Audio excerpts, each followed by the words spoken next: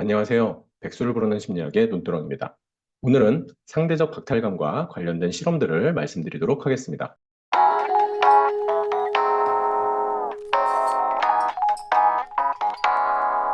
하버드 대학원생들에게요, 두 가지 선택지가 주어졌습니다.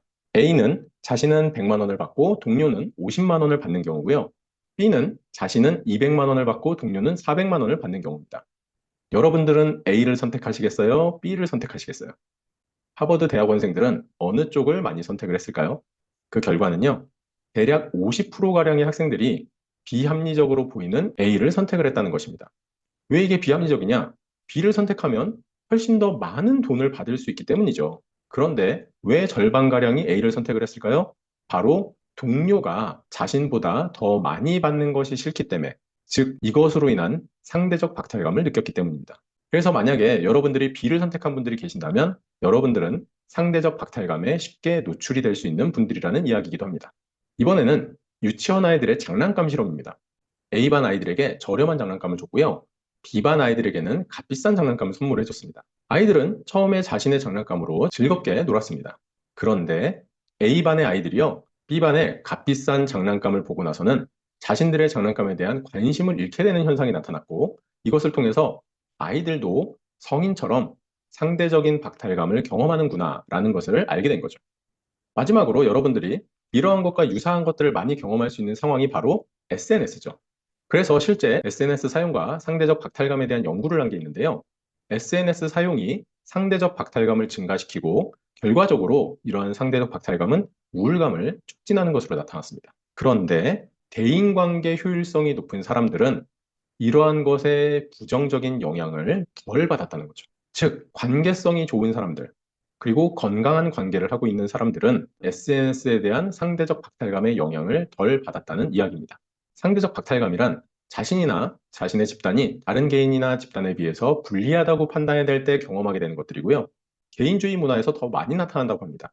개인의 성취, 성공이 강조되는 문화에서 다른 사람과 더 많은 비교를 하기 때문이다라고 얘기를 하죠. 그런데 한편에서는 집단주의 문화 때문에 나타난다는 얘기를 하기도 합니다. 왜냐하면 모든 사람들이 이 정도의 것을 누리고 살고 있는데 나는 그걸 누리지 못하는구나. 나는 저 집단에 속하지 못하는구나. 라고 생각하기 때문에 그런 것들을 경험한다라고도 집단주의 문화를 통해서도 설명은 가능합니다. 개인 내에서의 상대적인 박탈감을 경험하는 경우도 있습니다. 과거 좋았던 때와 안 좋은 현재를 비교하는 거죠. 그래서 연세가 있는 분들은 과거에 젊었을 때의 나의 모습과 현재의 나의 모습, 그리고 사업이 잘 될 때와 지금 사업이 안 되는 지금의 모습, 과거 사회와 현재 사회 간의 비교를 하면서 스스로가 상대적인 박탈감을 만들어내시는 분들도 있다는 거죠. 상대적 박탈감을 경험하고 있는지 여러분들이 확실하게 확인을 해본다면 이러한 것들을 경험하는지를 보시면 됩니다. 정서적 반응은 주로 분노, 좌절, 우울, 이러한 감정을 경험하게 됩니다. 그리고 심리적으로는요, 자존감이 저하돼서 자신감이 없어지거나 내가 남들보다 못한 사람인 것처럼 느껴지거나 부정적인 자아상을 가지게 되죠. 그리고 이로 인해서요, 위험 행동이 증가됩니다. 예를 들면 도박이라고 쓰여 있는데 현재 지금 한국 사회에서 상대적 박탈감으로 인해서 사람들이 가장 많이 하는 것 중에 하나가 복권을 사는 행동 중에 하나도 있죠. 그래서 이러한 복권, 이러한 로또들을 통해서 이러한 상대적 박탈감을 극복하고자 하는 그러한 방법을 쓰고 있습니다.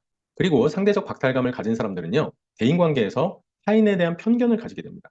특정 어떤 연령대, 아니면 돈이 많은 사람, 어떤 차를 타는 사람은, 어디 가서 뭘 먹는 사람은, 이런 식으로 편견들을 가지게 되죠.